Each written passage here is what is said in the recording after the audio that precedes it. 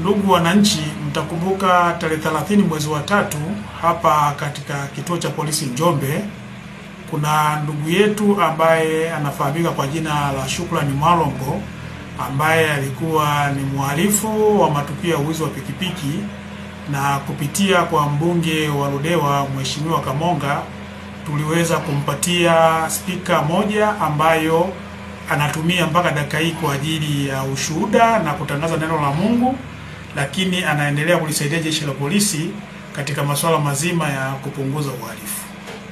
Zoezi hili limekwenda vizuri na Bwana Mwalongo Shukrani anaendelea kutoa elimu katika vijiji mbalimbali vya wilaya ya Ludewa, na huko kumekuwa na mwitikio mzuri wa wananchi ambao wamekuwa wakimsikiliza, na yeye akiendelea kutoa elimu ya namna gani ya watu kuachana na masuala mazima ya uhalifu. Katika upande wa polisi jamii amekuwa akituwakilisha vizuri hivi sasa na anaendelea vizuri.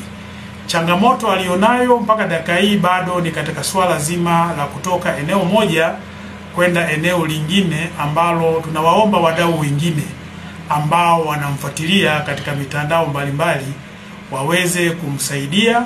Inawezekana kupitia kwa kamanda wa polisi kama tulivyofanya kwa Mheshimiwa Kamonga, au kama atakuwa na mawasiliano ya moja kwa moja na baba askofu ambaye anashughulikia wa kanisa la AGT pale Lugalawa, ili aweze kufika maeneo mbalimbali na aweze kufanya shughuli zake.